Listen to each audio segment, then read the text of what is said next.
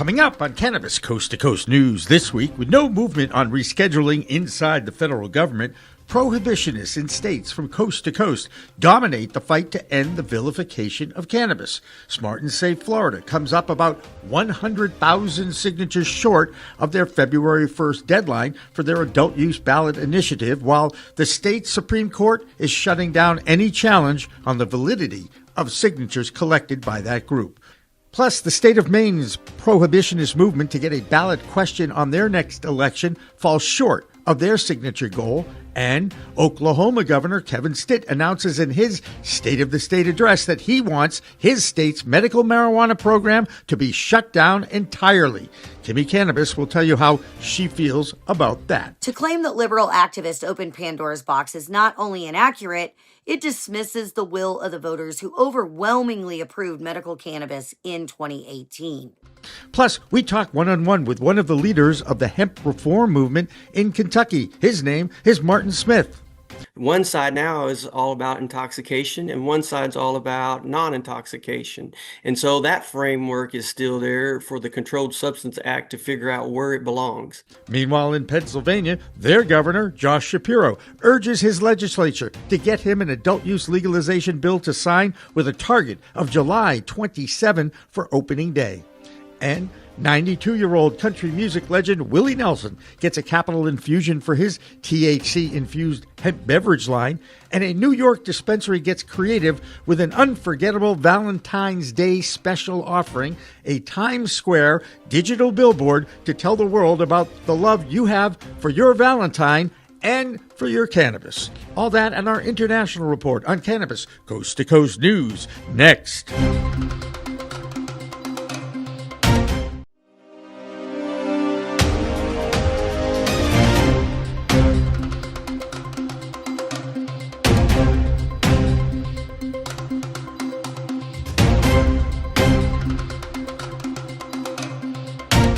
Hi, everyone. Welcome to another edition of Cannabis Coast to Coast News. I'm the executive producer, Jimmy Young, and Elena Pinto, well, she's off this week on assignment, so you will have to deal with me to share some of the stories this week in the fight to end cannabis prohibition in the U.S. and around the world, but I'll have some help from my news team helpers. Before we get into the cannabis news, please excuse me when I digress into my past as a sportscaster. I'm sure you know that the Seattle Seahawks beat the New England Patriots in Super Bowl 60. Now, I've learned quite a bit about this plant and industry over the past 8 years of covering its growth, and one thing I've learned is that cannabis fans don't automatically transfer into sports fans. And I can say that a majority of sports fans are cannabis fans, as are many of the athletes. Me, I can't help it. I was a sports fan long before I was a sportscaster. 40 years ago, that would be in 1986, okay? I got to cover the Patriots' first Super Bowl when they went to New Orleans, played the Chicago Bears, and got crushed 46-10. But did you know that it was a story by a writer named Ron Borges of the Boston Herald who wrote that some of the Patriots were using cocaine and smoking cannabis? This was published the day after that Super Bowl. Now, there was no evidence of drug use in that game, but running back Anthony Collins has shared his battle with drugs in his own memoir called Broken Road, Turning My Mess into a Message. Collins ended up getting help, getting straight, and made a career talking about the dangers of drugs, which is why we always preach get educated and use cannabis responsibly. But I'm going to add that we know it's not for everybody. But now there are more daily users of legal cannabis than legal alcohol drinkers. And we preach education and responsibility. So now let's get on with the news of the fight to end cannabis prohibition in this country and around the world. Here's Karen Black in Arizona. Thanks, Jimmy. We start with the state of Florida, where the Smart and Safe group will have to wait until next year to try again. February 1st was the deadline to collect enough signatures to get another adult use legalization question on the ballot for the fall, but that effort fell 100,000 signatures short. On top of that, the Attorney General in that state refused to allow the challenge of the Smart and Safe advocacy group that the state invalidated signatures that were actually collected properly. Needless to say, Florida Governor Ron DeSantis has done as much as he can to stifle making a change in his state as he tries to keep Florida right where it is, as the largest medical program in the country. And there's a trend in other states to stop or undo existing adult use sales. Now that Maine has failed with its signature gathering initiative, the challenges in existing markets in Arizona and Massachusetts continue. In Maine, the cannabis community is breathing a sigh of relief after the prohibitionist movement failed to collect enough signatures to get their prohibition effort on the ballot. In the meantime, another state with a prohibitionist governor has made it very clear that he wants to shut down the existing medical cannabis program in Oklahoma. Needless to say, our correspondent in that state, Kimmie Cannabis, is not too pleased with Kevin Stitt, her governor.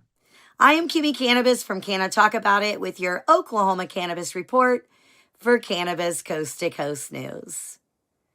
Governor Kevin Stitt's recent comments about revoting cannabis out of Oklahoma deserve a serious and honest response. First of all, cannabis helps Oklahomans across the board, liberals and conservatives alike.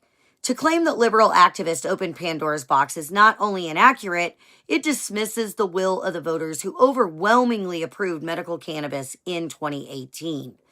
That wasn't outside influence. That was Oklahoma citizens making an informed decision for their own health and freedom. In 2018, Oklahomans became more educated about the endocannabinoid system and began exploring ways to heal without the fear of pharmaceutical overdose. When the governor says we now have more dispensaries than pharmacies, many patients see that as a positive. My father and I both suffered from rheumatoid arthritis. He didn't have legal access to cannabis as an option.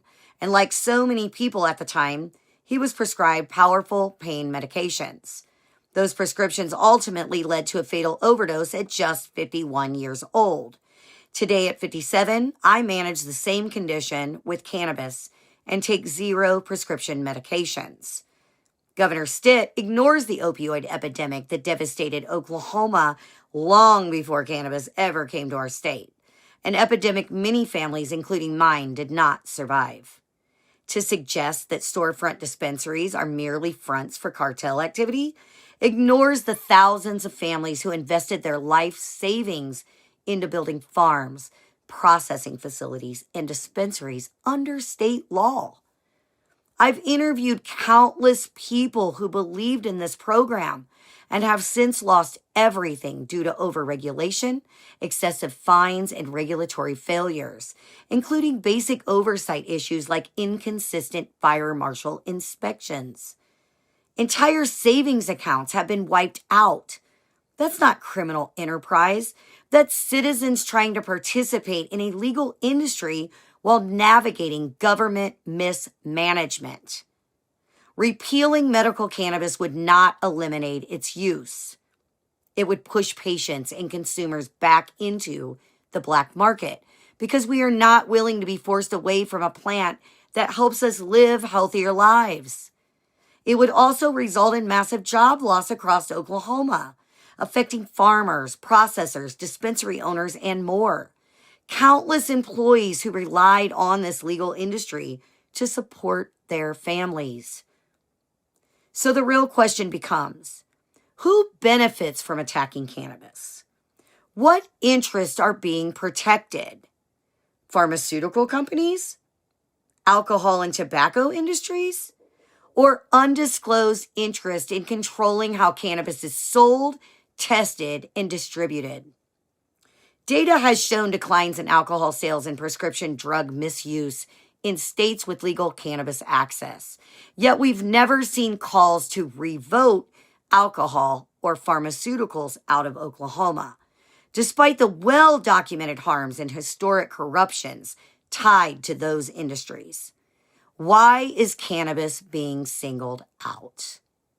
The people have already spoken. We voted for medical cannabis. We are satisfied with our choice. We are healthier for it. Yes, there are bad actors in every industry, but we address those issues without dismantling the entire system. Stop trying to push Oklahomans back towards dependence on industries that profit from sickness and addiction. The reefer madness narrative no longer works here. Governor Stitt, Oklahomans deserve transparency. If cannabis is the problem, tell us plainly, what's in it for you? That's it from Oklahoma. I am Kimmie Cannabis. Peace, love, and all that good stuff. You know the saying, if at first you don't succeed, try again. That is exactly what's happening in Wisconsin, where lawmakers are once again introducing legislation to legalize both medical and adult use cannabis. This marks the fourth attempt since 2013 for the Badger State to open a regulated cannabis market, efforts that have repeatedly been blocked by Republicans who control the state house. This time, though, it could be an important test of whether President Trump's executive order has softened resistance in a state long opposed to cannabis reform. Meanwhile, another state is now the odds-on favorite to becoming the 25th legal adult use state. That state is Virginia, where legalization is moving quickly toward Governor Abigail Spanberger's desk. Here's Joe Parsons with the latest from his state. I'm Joe Parsons with the Virginia Cannabis Connection by Higher Education's Coffee Talk, sponsored by 97.5 3WB, reporting for Cannabis Coast to Coast News. A new survey released by the Wason Center indicated the majority of registered voters in the Commonwealth are in favor to advance retail adult use sales. The survey was able to show that there is still a present political divide in cannabis policy and reform. The survey showed that 74% of the people that support the upcoming legislation were Democrats, 59% were independent or non-party specific, and only 38% of Republicans were on board. The survey also broke down age demographics and concluded that voters between the ages of 18 and 44 are much more likely to support a fair and safe marketplace, coming in at 74%.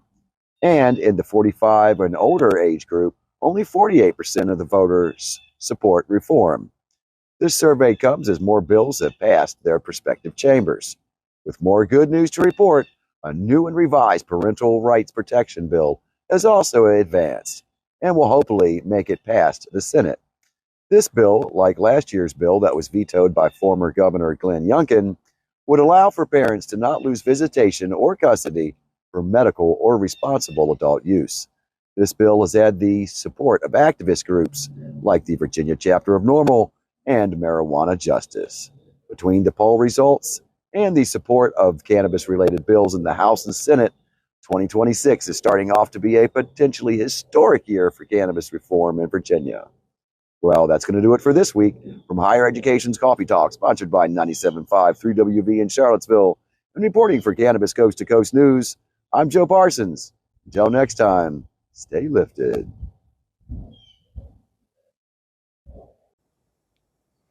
While Virginia is poised to become the 25th adult use state to legalize sales in the U.S., Pennsylvania continues to do a lot of talking, but its legislature just can't figure out a plan to get it done.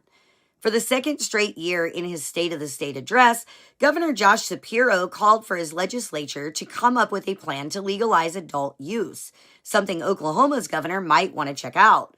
Shapiro said this week, "This budget proposes a regulatory framework to legalize and tax adult use cannabis and provide a real opportunity for Pennsylvania farmers to cultivate a new legal industry and establish a thriving market for the state. In addition to lost revenue and economic activity to neighboring states, law enforcement agencies and the judicial system are unnecessarily overburdened with cannabis-related arrests and adjudications," unquote. Governor Shapiro also gave his address a target of July 1st, 2027 to have adult use sales operational.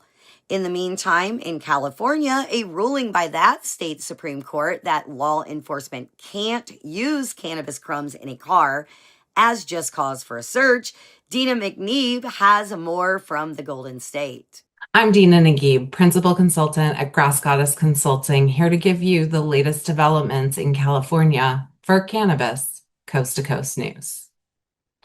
Last week, the California Supreme Court ruled that loose cannabis flower inside a vehicle is not a violation of the state's open container rules. The ruling came from a case where Sacramento police used seeing loose quote unquote crumbs of cannabis in the back of a vehicle, which they cited as an open container violation and used as cause to search the vehicle when an unregistered handgun was found.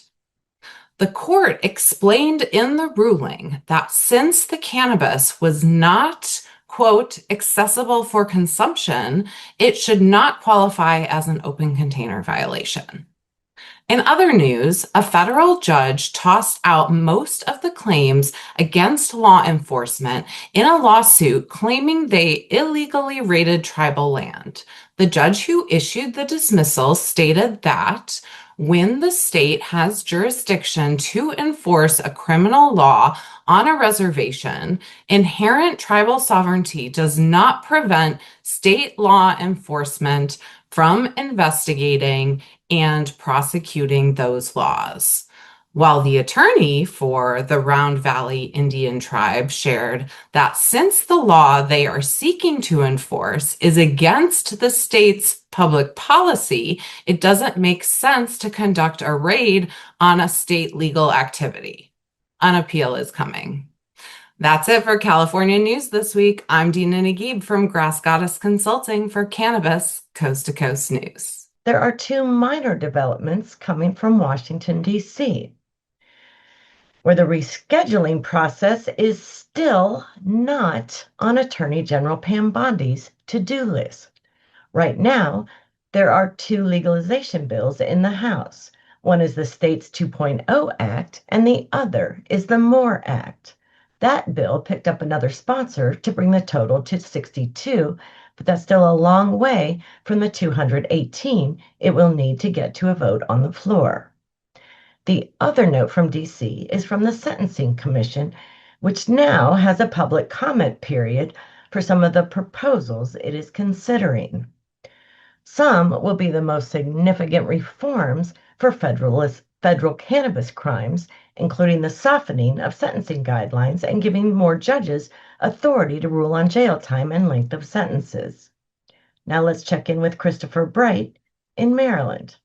I'm Christopher Bright from The Enlightened Voice. Welcome to Cannabis Coast to Coast News. I'll be bringing you the latest cannabis headlines from Maryland. Maryland lawmakers are considering a bill to protect medical marijuana patients' gun rights. House Bill 365, sponsored by Delegate Robin Grammer, was discussed this week in the House Judiciary Committee. Grammer pointed out a loophole. Under state police rules, anyone with a medical cannabis card or ID number can't purchase a firearm, even if they never use cannabis. Just being a registered patient blocks them on federal forms. He called it inconsistent. These patients can legally carry a gun but not buy one? It makes no sense, he said, pushing to protect those non-using addictive medical options. The bill would state that no one in Maryland can be denied firearm rights solely for being authorized to use medical cannabis. It wouldn't change the federal ban, which remains in place nationwide, but that restriction is under Supreme Court review in ongoing lawsuits, with groups like the NRA urging it to be struck down. The measure applies only to medical marijuana patients and leaves gun laws unchanged for everyone else, despite Maryland's 2024 adult use legalization. And that's all for this week's Maryland Cannabis Report. I'm Christopher Bright from The Enlightened Voice, reporting for Cannabis Coast to Coast News. The state of New Mexico has quietly developed into a member of the $1 billion club in the U.S. In January alone, that state in the Southwest sold over $45 million of cannabis. And now the total in that market in New Mexico is $2.1 billion since adult use was actually legalized there. Now, with more from the southwestern part of the U.S., here's Tina Tasaka. I'm Tina Tasaka with Iconic Representation and Cannabis Ex America, and this is the Southwest Report for Cannabis Coast to Coast News. Nevada's legal cannabis market just hit a major revenue low falling from a high of $829 million in fiscal year 24 down to about $758 million in fiscal year 25, an almost 9% drop year over year. That slide cut education funding by roughly $12 million for cannabis taxes alone. Regulators point to one main driver, the illegal cannabis market, now estimated to be pulling in $242 to $370 million a year, up to 1/3 of all cannabis spending, completely untaxed and unregulated. Bottom line, legal revenues are down, illicit revenues are surging, and schools are feeling the gap. Arizona News from Proven Media has reported on February 5th an announcement. The Arizona Dispensaries Association has a new 2026 board of directors naming industry leaders to guide statewide cannabis policy, compliance, and best practices. Officers include President Brian Ward, the Prime Leaf, VP and PAC Chair Lauren Nyhouse, Trulieve, Treasurer Andrea Bagneschi, Story Cannabis, and Compliance Chair Chris Ferguson, Verano, Zenleaf, with Ann Torres serving as Executive Director. Board members also include Don Williams, Curaleaf, Sarah Pressler, Jars Cannabis, and Lori Hicks, Arizona Natural Concepts, representing a broad cross-section of Arizona's regulated cannabis market. Congratulations to Story Cannabis on officially opening its new Midtown Phoenix dispensary, expanding its Arizona footprint with a location near downtown Phoenix. The company, which has deep roots in Arizona, says each grand opening is focused on community connection, education, and personalized customer service. The Midtown store sits in a historic former recording studio, blending local creative history with modern cannabis retail. Story Cannabis now operates 20-plus locations across Arizona, Ohio, and Maryland, serving both adult use and medical patients, and continues positioning Arizona as a core growth market. That's it for the Southwest Highlights. I'm Dina Tasaka with Iconic Representation and Cannabis X America for Cannabis Coast to Coast News. That will do it for the A block this week. And next up is our international report with Dave Barton.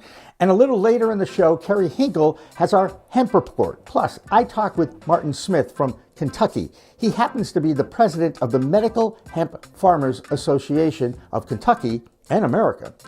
We'll continue with Cannabis Coast to Coast News after this. One side now is all about intoxication, and one side's all about non-intoxication. And so that framework is still there for the Controlled Substance Act to figure out where it belongs. Okay.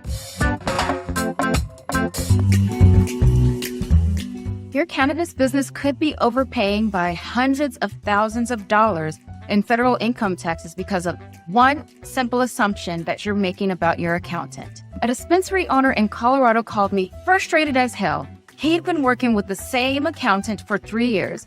His accountant said, "What's 471C?" Here's what the ignorance of that accountant was costing this business owner: $180,000 every single year for 3 years. 471C has been around since 2017. We're talking about an 8-year-old tax provision that many cannabis CPAs don't fully understand. 471C is one of the most complex and highly debated tax strategies in the cannabis industry. If you want to make sure you're not leaving any money on the table, I'm offering free 471C reviews this month. Link in the description.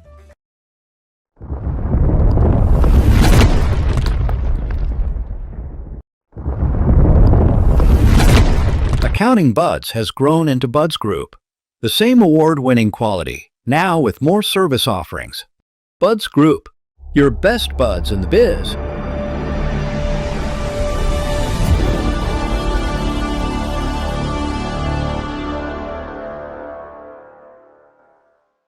Looking for PR that over-delivers on expectations? At Maverick Public Relations, they pair big agency experience with personalized attention. From launching award-winning brands to securing top-tier media hits, Their data-driven communications team helps visionary leaders and entrepreneurs rise above the media noise. Maverick PR is responsive, collaborative, and relentless about results and ROI. Visit themaverickpr.com and make headlines together. If you want to make history, if you want to be part of history, if you want to say you helped legalize marijuana in America, now is the time to join us.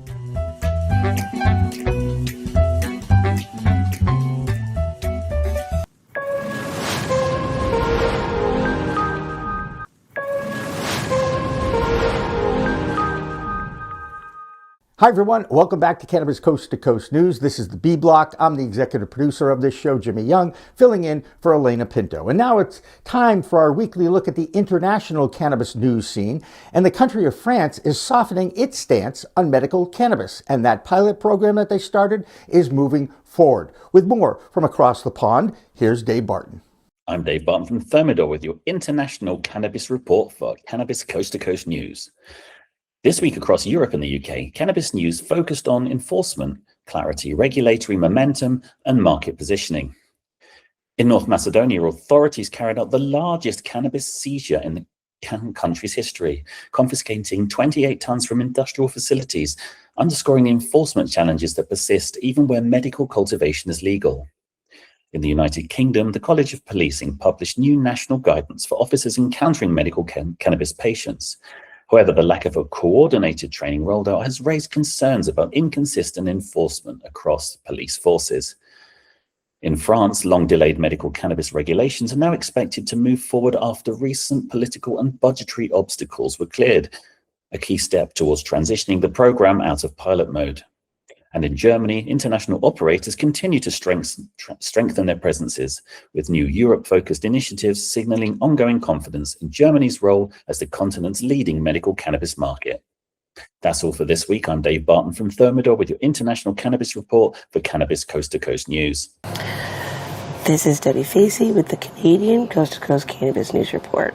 So what we have in Canada this week was the Brands and Buds, which is a seasonal sesh gathering, and it is a culture-driven community engagement event where it is bringing the individuals within the cannabis industry together for an evening of education, live activations, as well as networking within the community, which is a great way for us to come together.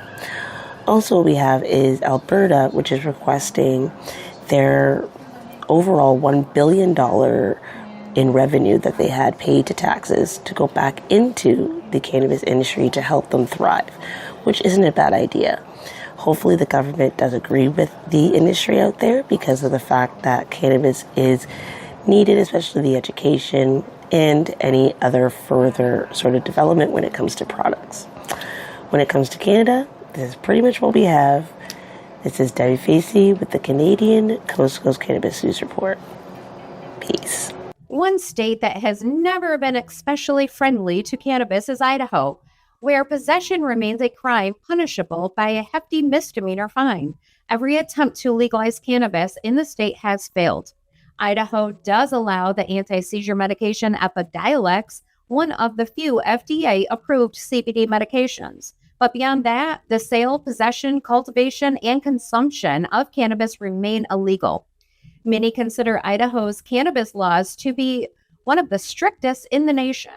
Now, a new ballot initiative is aiming to put the issue directly in front of voters, and organizers say they've already collected more than 45,000 signatures. But if Nebraska is any indication, even voter-approved legalization, whether for adult use or medical cannabis, can still face serious obstacles. Citizen-led initiatives remain subject to changes driven by political agendas at the state level.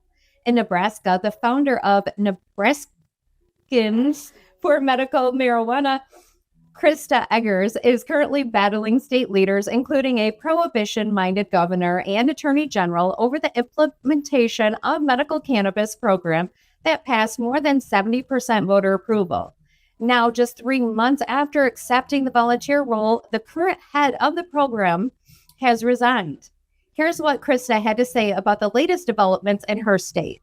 This last week, we saw the Maine individual that the governor had appointed to the Medical Cannabis Commission for the implementation phase. She resigned. She was appointed last April by the governor, very much handpicked for her prohibitionist attitude to cannabis and medical cannabis. And so, it's no surprise that we see this resignation. This is actually the fourth resignation that this committee as an entirety has seen. The first was early on when one of the individuals was asked to not reapply so that they could find somebody more versed in cannabis. And then he went on to appoint two individuals, this one who just resigned, who again are lifelong prohibitionists working on the other side of the aisle of advocates for over a decade. And then a few months ago, there were two other cannabis commissioners that the governor asked to resign. And one of them had become a little bit more outspoken and was definitely more of an advocate and not happy with the way this commission is dismantling the program. So it's a direct reflection, I think, of the people that have been put in there. There's a huge amount of public scrutiny. This commission is in charge of rules and regulations surrounding the industry, not the patient side, not the physician side. But what we have seen them do with their rules and regulations is completely dismantle what voters passed and say that they know better. Voters didn't know. This is not what voters intended. And here instead is what we're going to give you. Currently, the rules and regulations violate the voter statute in many ways with the restriction of products, THC caps, and they've just whittled this program down to something that even industry, folks that are starting to get these licenses, I think are very scared. Is this a program that can even survive?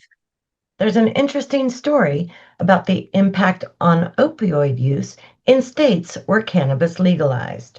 The Boston University School of Public Health published results from a study that showed a 9 to 11% decline in daily opioid use in legal adult use cannabis states. The study was published in the Journal of Drug and Alcohol Dependence. Opioids are still responsible for 75% of overdoses in this country. Researchers conclude that increased legal access to cannabis can lead individuals to substitute their use of the toxic and unstable opioids for some use of cannabis. Now let's check in with Amie Carter in Michigan, where that state continues to adapt to the new 24% taxes. Here's Amie. I'm Amie Carter with Michigan Weedsters for this week's Michigan Report for Cannabis Coast to Coast News. Consumers beware. Crossing into Wisconsin with Michigan Cannabis, be careful. There are reports of increased stops and searches near the Upper Peninsula border.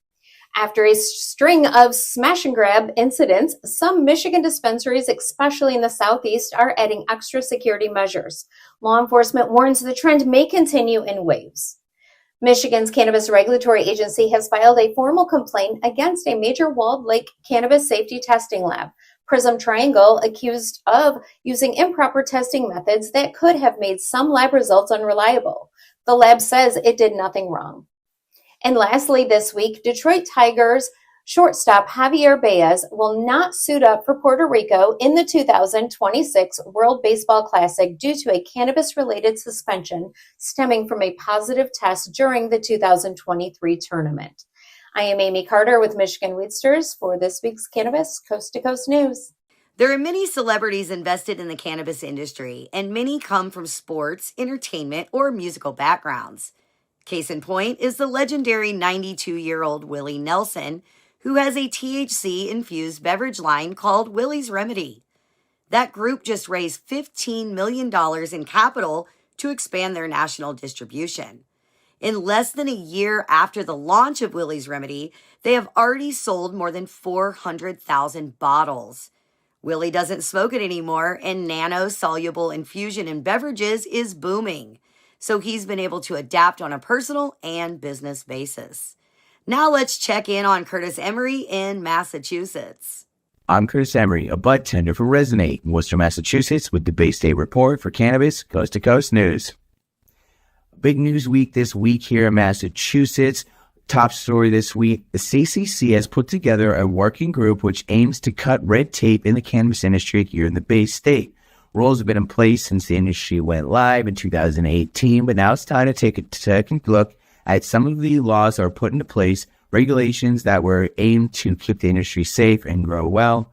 Those include a variety of subjects, including retail training, as well as employee ID badging, and other effects which will be felt on the sales floor, including the requirement that customers show their ID twice, once at the door and once at the POS system. Now, the idea here is that it will alleviate some of the financial burdens on the cannabis dispensaries and companies here in the state, as well as making it a more fluid and easy experience for the customers to get in, buy their product, and leave, as we slowly try to overhaul the cannabis industry here in Massachusetts to make it a bit more accessible and a bit more advantageous for the customer. Also in the news, the city of Malden is ordered to pay $18,000 to Benevolent Botanicals. The city of Malden erroneously capped its allowance for dispensaries at 2 rather than 5 or more, which is state law. Now, Benevolent Botanicals had been approved to open a dispensary, but has been in limbo since 2021, where finally they see some justice. The state has now ordered Malden to allow them to open up, as well as pay fines. Yes, it seemed this cannabis was rigged in broad daylight, but the state has finally, even though it's been a while, brought justice to that situation. I've been Curtis Emery with the Bay State Report, Cannabis Coast to Coast News. I'm Jennifer Boozer Stewart, reporting from Alabama for Cannabis Coast to Coast News. Alabama Civil Court appeals on Friday overturned a lower court order that halted the state's medical cannabis licensing process, ruling that Montgomery Circuit Court lacked authority to intervene. In a unanimous decision, the appeals court dismissed multiple appeals and granted a writ of mandamus sought by the Alabama Cannabis Commission, directing the circuit court to dismiss a lawsuit brought by several unsuccessful license applicants, including Gemstone Alabama LLC.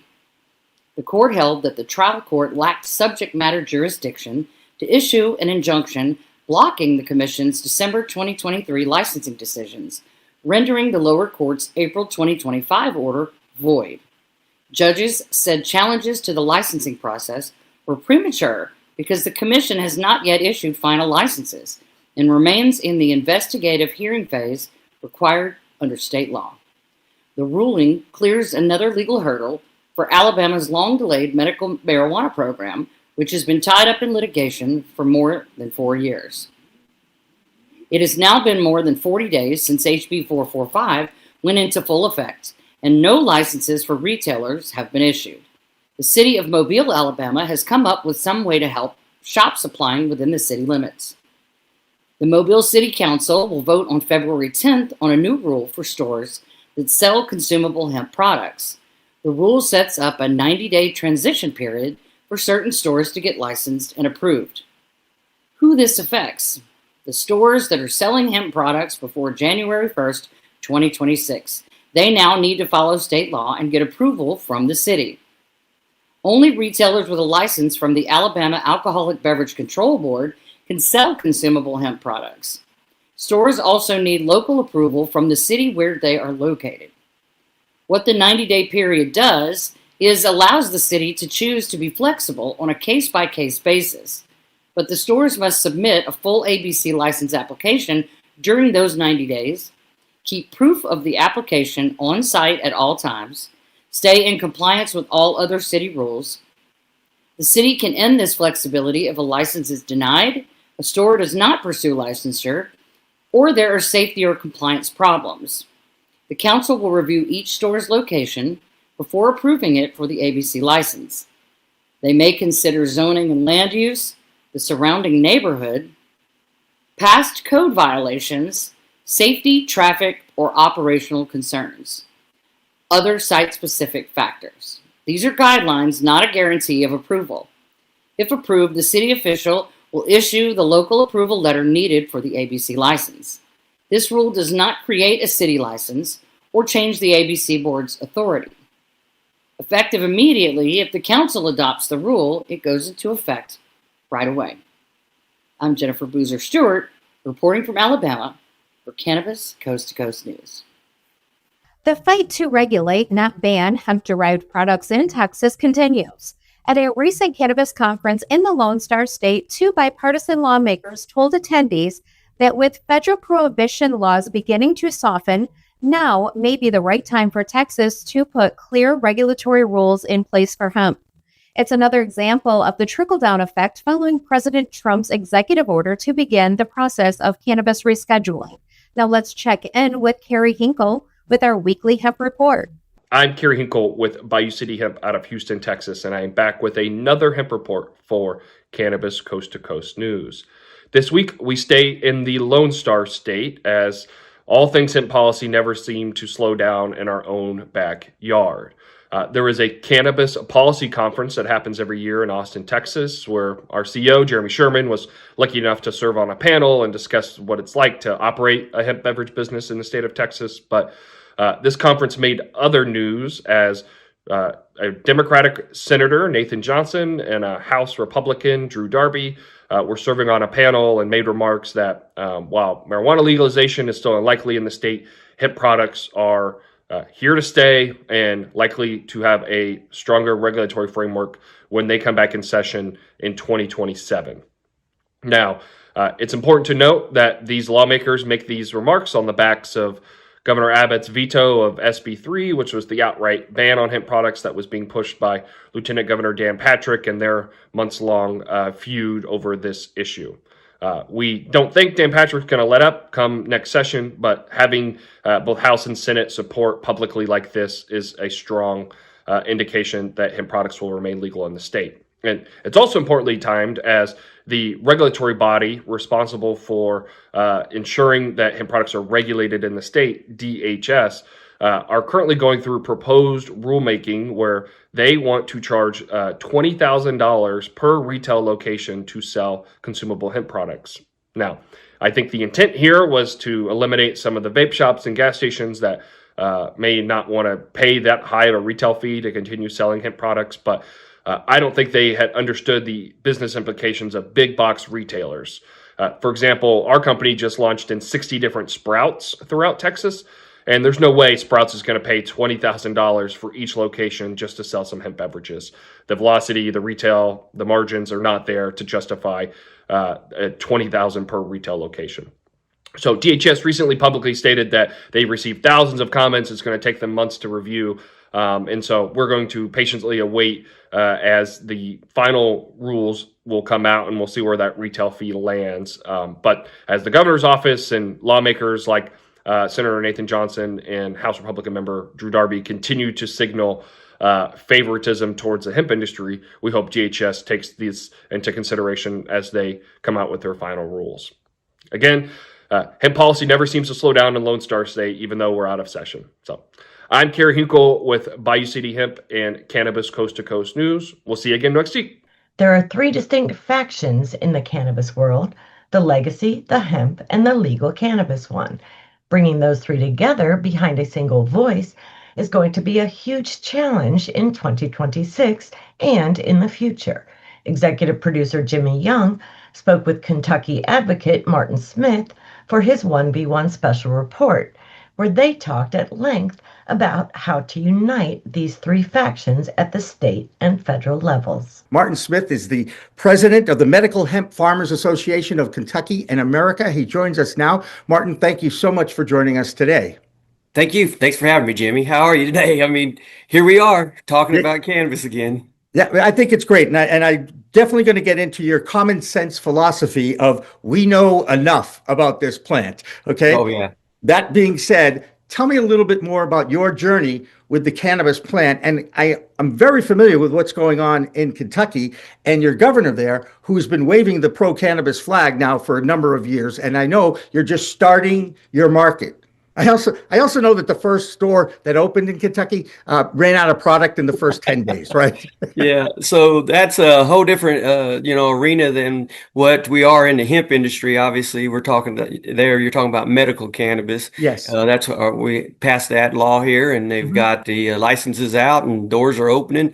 We're on the other side of the spectrum when it comes to industrial hemp, making hemp that's industrialized for textiles trials and things of that nature, and also into the full spectrum CBD aspect of hemp, where we're, on the other side of the CSA, I would say.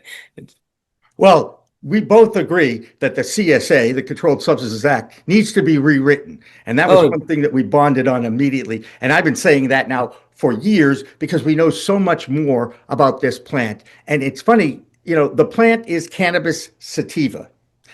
The government of the United States defined a legal version of it back in the Farm Bill of 2018. Kentucky had a lot of influence on the signing of that Farm Bill back in 2018 because your Senator, Mitch McConnell, helped push that through, didn't he? Yep. And there's also a lot of advocacy work here in the state. We had passed prior to that happening. And matter of fact, very many people didn't think President Obama was going to sign the 2014 Farm Bill. But we had worked in the state to pass SB 50, which basically said that if the government does, recognize hemp as a legal product, that our state law would align with whatever the government said. And so that triggered the process for how do you enact it? As soon as he signed it, it was, now we got to enact something, And so we started down the road with MOUs, memorandums of understanding, which basically said, if the feds change their mind, you're on your own, So, it made our lives a little, you slept less at night once signing that. And, but we pushed forward through it, and we've made stride after stride, and we're about to make the biggest stride in Kentucky with HB 532. It's a bill that's going to really set the tone for the executive order that President Trump had signed on December 18th on the rescheduling. But inside of there, full spectrum CBD, and telling the agencies of government to work to get that to the Medicare recipient who's 65 years and older. And so that's a new market for us. And so we're excited about that. So we went to writing, and I wrote a lot of cannabis law here in Kentucky, and that turned into law here in Kentucky and got adapted in the 2018 Farm Bill. I had written the protections. I was trying to protect the farmer on my side with getting the isomers and the salts and acids and salts of isomers off of the scale when it come to weigh in the 0.3%, because it's just a trace acid. And so changing that, the dry weather changed it in 2019, and we had to burn a whole lot of crops. And then, but it did, in that it created that loophole for all of the Delta conversions, and they, the industry went down the pathway of, the intoxicating substances with the Delta 8s and 9s and 10s and, double zeros and all the other, H's and HCs. And it's just, the laboratories went, down that road with it. And of course, now we are back at the table with our full spectrum, trying to give us a lane to stay in to qualify for that Medicare recipient benefit when it gets done, based on this executive order. There's a story out of Ohio this week that's pretty bizarre, as that state is now seeing an alleged act of collusion among multi-state operators who sell their products in that market. Ohio Attorney General Dave Yost is accusing 9 MSOs of engaging in anti-competitive conduct to control the flow of product and price in that state. Those MSOs who are being targeted are some of the biggest ones in the country: Curaleaf, Ascend Wellness, Columbia Care, Cresco Labs, Green Thumb Industries, Jushi Holdings, Air Wellness, Trulieve, and Verano Holdings. Yost lawsuit says that these operators were allegedly conspiring in, quote, anti-competitive conduct to reduce product choice and keep prices artificially high, unquote. With more from Ohio, here's our correspondent, Christina Brisson. Hi, I'm Christina Brisson with Over the Top Renovations with your weekly Ohio Cannabis Report with Cannabis Coast to Coast News. So just a little quick review for this week here. We're going to talk about that sales revenue. If you remember, it all got held up until SB 56 got approved, and now they've been releasing those funds. Well, let's see how things can look a little different by state. Since Michigan right here is close by, Michigan gets their sales based on the number of licenses in each section city, or however they are broken up. So that's how those municipalities are paid. Whereas ours are paid on commission based on the amount of sales you have. So Columbus saw $4.7 million come to them for last year's sales, whereas Detroit saw $3.14 million. So far it's looking a little better for the sales base, but that said, smaller towns are obviously seeing less. Now, the way it was approved for voter registration or voter cannabis when we put it into law was that it would be a 10% tax, and of that 10% tax, 36% goes to municipalities. So with the newer version of SB 56, it does change the allocation. I'm not saying a lot about which city it affects or how it's going to affect each individual city, but more about each individual fund the money goes into. But they are talking about with SB 56 raising the tax to 20 to 25%, which would be one of the highest in the United States. So I think it's going to push business more out of Ohio, not into Ohio. So that is your weekly update. I am Christina Brisson with Over the Top Renovations with your weekly Ohio Cannabis Report with Cannabis Coast to Coast News. We all knew that going into this year, merger, acquisition, and debt service was going to be an industry focus. Now, in the first month of the year, there certainly has been a lot of movement. One of the MSOs that's being sued by that Ohio AG is Ayr Wellness. What impact might that have on its stock? Well, that's why we have Doug Miller to analyze that in his High on Wall Street report. I'm Doug Miller from High on Wall Street with this week's Cannabis Stock Report for Cannabis Coast to Coast News. Cannabis MSO Ayr Wellness has sold its Ohio cultivation facility for $28.5 million. But here's the key. Ayr isn't going anywhere. The 58,600 square foot cultivation site in Parma, Ohio, sitting on 3.4 acres, was originally sold to cannabis-focused real estate investment trust Valentine back in 2022.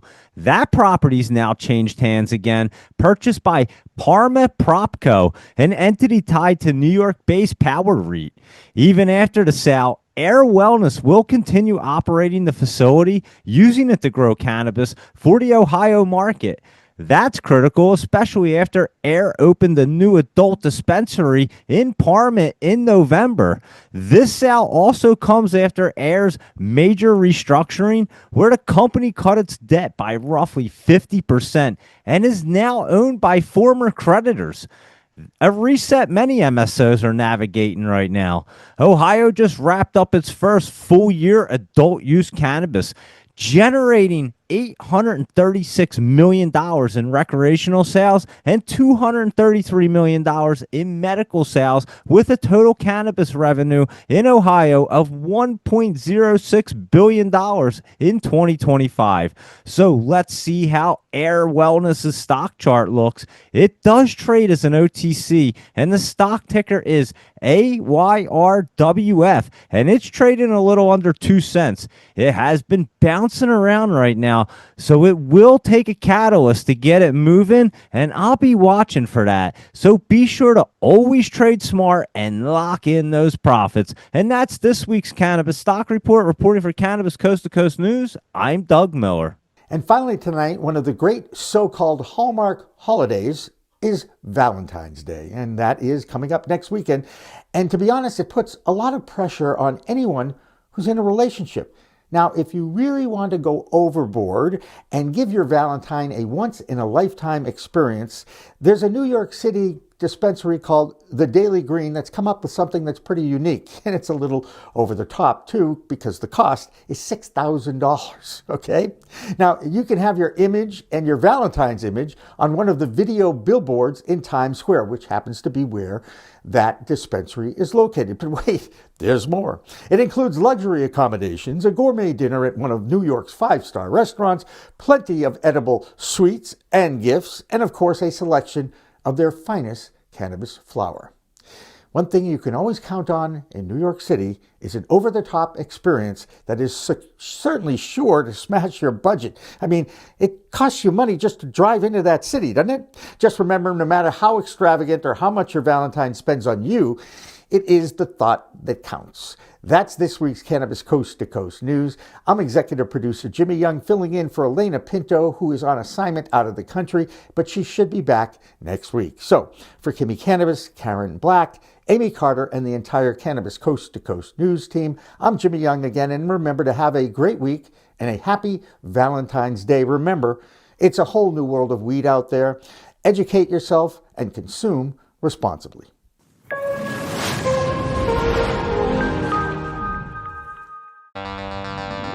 So what's your life story? Do you define yourself by your career or by your personal journey? The trick is to tell it in under 15 seconds. Here's mine.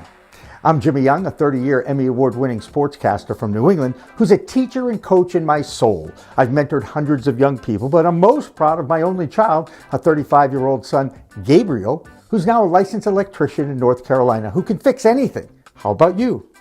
If you want to build your confidence enough to walk up to a stranger at a networking event and start a conversation, sign up for my office hours with Professor Jimmy live on Monday nights from 8 to 9 p.m. Now, there's a fee of $1 to hang out with me for that hour, but I'll share some tips so you can tell your life story in 15 seconds. Just log on to ProfessorJimmy.com, and guess what? I'll even give you your $1 back if you don't laugh and learn something that can help you become a better communicator.